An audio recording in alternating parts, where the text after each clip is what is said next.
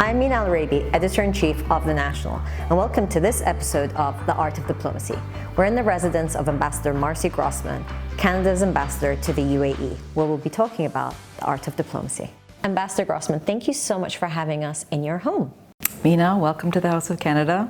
My house is your house. It's beautiful. I appreciate it. You know, I was so excited when you accepted to sit down with me for us to have a conversation about the art of diplomacy, but really also to hear your story. So I want to start by asking you, how did you become Canada's ambassador to the UAE, representing your country here? Well, thank you, Mina, and thank you for considering me in your brand new broadcast. It's a real honor to be here. So my Foreign Service career is not very traditional. I actually lateraled into the Foreign Service mid-career, and I began my career in federal corrections. I have a master's degree in criminal psychology, and I like to say to people, they let me out of jail to do this job. But I was fortunate to have an opportunity during my career to do something international, and I literally just fell upon the Department of Foreign Affairs, and actually that's where I got my first posting. And it was after I arrived at the Department of Foreign Affairs I realized I was not going back to jail. I wanted to ask you, what did you learn from that time in correctional services that you think helped you in your current position and in dealing with people, because that's so much of your role? Well, I don't think I realized just how powerful psychology was at the time. I knew that I had it as a degree and I used it in my job in a very sort of clinical, operational setting. But when you think about it, human relationships are the core of everything that we do. So understanding human behavior, understanding the way someone thinks, why they act a certain way they do is critical for everything that we do, including diplomacy. And so before you were appointed ambassador to Abu Dhabi in 2019, right, you were previously Consul General to Dubai in the Northern Emirates. So you know, yes, the UAE quite well. Yes, well, I have been here for 4 years. And yeah, so just further, in case you didn't know how an ambassador gets an ambassadorial job, it's sort of a very magical process. You put your name in. Every year a list of opportunities opens up, and then when you're at a certain level, you are allowed to apply for these, what we call head of mission jobs, consul generals, ambassadors, etc. I wanted to leave Ottawa in 2018, and basically I looked at the list and I saw what was available, and I made a decision. I was allowed to make 5 choices. Nothing on it really spoke to me, except for Dubai. So I put my 5 choices down, and including Dubai, and I didn't know a thing about Dubai, quite honestly, but there was something about it that was really calling me. And lo and behold, you make your selection, and then months and months go by, and basically you're the last person to know when the phone rings, and they call you up, and they either offer you what we call the golden ticket, or no job at all. And so my golden ticket was to Dubai. I had such an amazing year in Dubai in 2018. I was living my dream. And it was quite surprising when just a few weeks actually into my posting, I got a call from my headquarters to basically give me a surprise promotion. They asked me if I wanted to be the ambassador in Abu Dhabi. And as much fun as I was having in Dubai, I said I could not turn down the opportunity to be ambassador. So you said you weren't sure why Dubai appealed to you, right, but it did. And so now that you've spent 4 years here, what makes the UAE unique? Well, so many things. First of all, I just want to say that I was so warmly welcomed when I got here, and a lot of people wonder what it's like being a woman in the UAE, and I just want to say that it was an extremely warm welcome. And the other thing was that I was just amazed. I was amazed by what was here.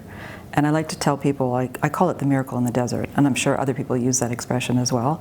But to see what has gone on here in the last 50 years in the vision of the founding father, Sheikh Zayed, is quite exceptional.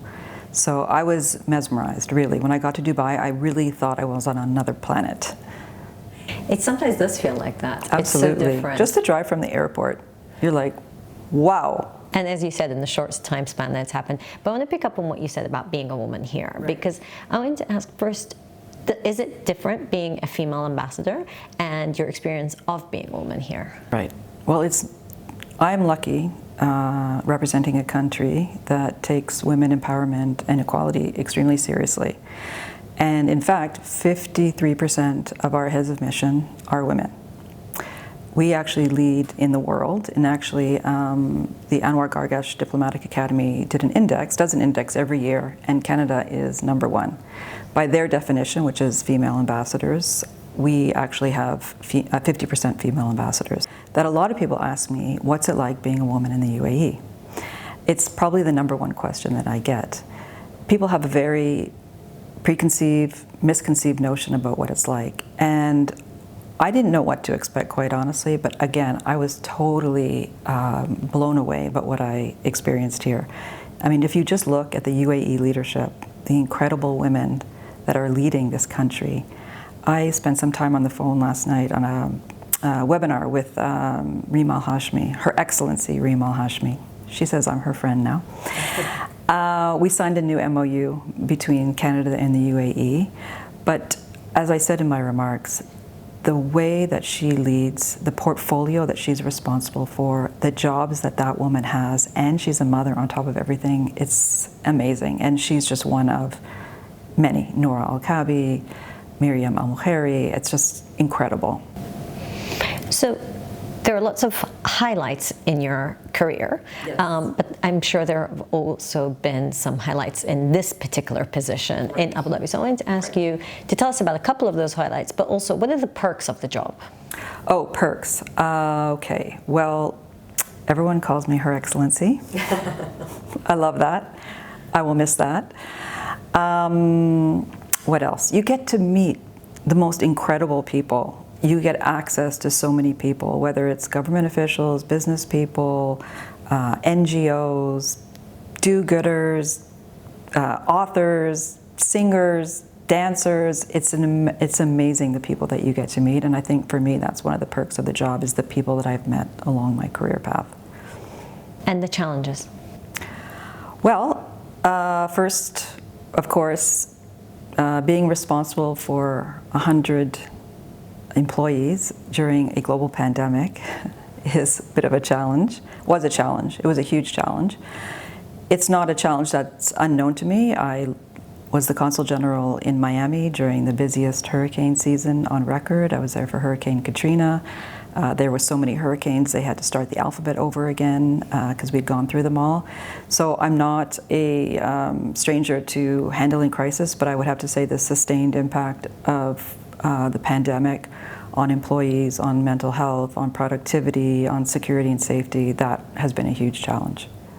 That's so interesting because people don't think about the fact that you're head of mission also. Right. They think of the ambassadorial, ceremonial, right. bilateral relationships, but it's a working job. It's a working job, I'm telling you, all day, every day. And the people are really what I worry about the most.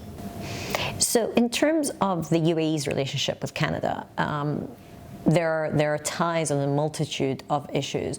What would you say are the highlights of that relationship? Well, there's so many things that unite us, and there's so many things that each country has that are very complementary. And I think that's really at the basis of our relationship. So for example, as I was mentioning, we just signed this new MOU last night. It really covers the entire sort of economic spectrum, trade, investment. We're united, and we're both, petroleum producing countries. We both have great natural resources. We're both countries that want to transition from some of those natural resources. We both have plans to transition by 2050. We're concerned with energy security, food security, water security, poverty, women in the world, so the SDG goals, as for example. So there's so much that unites us, and we are so very complementary to one another. We have very similar interests, but we bring something different to the equation. And I think that's what makes it so powerful. And it's interesting hearing from you about that kind of cooperation and looking for complementarity at a time when we see the world's really polarized. Right. And you almost get, on the political side, much more about what divides countries, divides interests, and so forth. Right. So at this time, when we see so much polarization, what is the role for diplomacy and the art of diplomacy to try to bring people closer together? Right. So, great question, and it brings me back to a great Canadian ambassador and Prime Minister, Lester B. Pearson. He is known around the world as the father of peacekeeping, as the father of, one of the fathers of diplomacy. He was one of the founders of the United Nations. This was a leader who won a Nobel Peace Prize for his role in the Suez Crisis. This was the leader who put Canada on the world stage in terms of diplomacy. And one of his philosophies was about diplomacy, was about creating a bigger piece of the pie. Was that when you go into negotiation, remember, you're not negotiating against somebody, you're negotiating with somebody. And to put ego aside. And I think what's really important is we have all these rules-based institutions. Not everyone is following the rules. We all want to see, rules enforced, but at the end of the day, there's going to be conflict. And so what diplomacy brings to the equation is negotiation, collaboration, values, and back to the human relationship aspect. That's beautiful. No, that made a lot of sense. That was great. I love that. No, I love that because to your point about negotiating with somebody, but also finding a way to bring people closer together and then saying, okay, well, we can find mutual interests. So no, that was perfect. Okay, so for my last question for you at this part,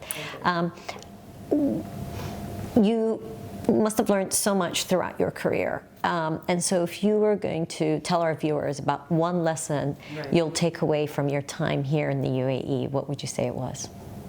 May I have two? You may have. Well, one of them goes back to what we were talking about, and that is what I learned here is that relationships really matter.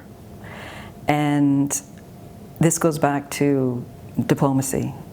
And this goes back to my training as a psychologist about relationships and behavior and such. If you don't have relationships, you don't have anything. I always knew that, but I never saw it really operationalize itself the way it does here in the UAE. You have to know somebody, you have to gain their trust, and once you do that, now you can start talking about business. Now you can start talking about collaboration. So for me, that was one of the really important lessons that I learned. The other thing, concept I would say I took away from this posting was that, I want to get the quote right, because it's His Highness Sheikh Mohammed bin Rashid. The quote is, "The impossible is possible." So nothing is impossible here. So Ambassador, I can imagine as you travel the world, there are things that you keep with you that makes it feel like home wherever you go. Absolutely. So what would those items be? Well, I have a few treasures that I'd love to show you. Yes, please do. So first of all, just talking about my career earlier, this is a photograph of myself and then Prime Minister Jean Chrétien. This was a Team Canada mission to Dallas, Texas, and I went for a 2-week assignment, and I never left. Oh, wow. And that's where my career in the Foreign Service started, right there. What's he signing? He's signing a brochure that I actually created about investing in Canada. That was my first job. Wow. Yeah. That is a great photo. Thank you. This is a photograph of myself and Michael Ondaatje, very famous Canadian author. And right here are a collection of all of my favorite Canadian authors' books. May I? Absolutely. May I? Okay. Jan Martel, Life of Pi, Margaret Atwood. Met them all. I met all these people. Margaret Atwood, I met her several times. Incredible. Malcolm Gladwell, who we all love. Michael Ondaatje, The English Patient. There you go. Book to go with the picture. Exactly. And can I just say the book is so much better than the movie? I know. Right? This is one of those to be read for sure. Absolutely. This is gorgeous. Yes. And then a hardcover because you're truly a fan. It's an illustrated version, and it's a very unique version, and it was hand illustrated in a competition, and all of the images that you would have imagined when you read The Life of Pi and before you got to see the movie are in here. If I can just find you we've got one to look at. Oh, that's gorgeous. Yes, that's not the best scene in the movie, if you remember correctly. I do. I've actually saw it in London Did as you? a play. Well, yes. This is beautiful. So these remind you of home. Absolutely. They go with you They where go you with go. me everywhere. Oh, these are beautiful. And books are so good at doing They that. are. But finally, the other most importantly, the most important part of my Foreign Service journey is that home is where the heart is. Because you move around a lot and the family unit becomes primordial. Like you are a really, really tight unit. And my kids traveled with me for 15 years, so basically throughout their entire childhood. And now they are grown adults, and I carry them in my heart always. Oh, and Yes. they are? Max and Matthew, and they're both graduated from university and working, one as an engineer, one as a business analyst in Calgary, Alberta. That's gorgeous. And what a Yes. great photo. Thank You look you. so proud. I'm The very mother. proud. I'm very proud. That's beautiful. Thank you for Yes. sharing that. So these are pieces of home, let's say, that come with you. But Yes. when you think of the UAE, what mementos will you take with you? Physical or intangible? I think most of my souvenirs I will bring are memories. My experience at Expo, 6 months of the most incredible experience of my life. I mean, an Expo is a once in a lifetime. Most people go to one Expo in their whole life, maybe. And to actually be a diplomat and have a pavilion in your host country is incredible. And I'd also have to say that the announcement of the Abraham Accords in August of 2020 was a real watershed moment for my career. I wanted to come to the Middle East because I wanted to find peace in the Middle East. I didn't think it was going to happen here. I thought it might be somewhere else. But to actually have been part of creating peace in the Middle East was really the pinnacle of my career. And I leave on an extremely high note. Those are beautiful memories. Thank you for sharing them with us, and thank you for letting us come into your home and Absolutely. seeing all these gorgeous personal mementos. It's been great to have you. Thank you. Thank you. It's been an honor, actually, to be part of your show.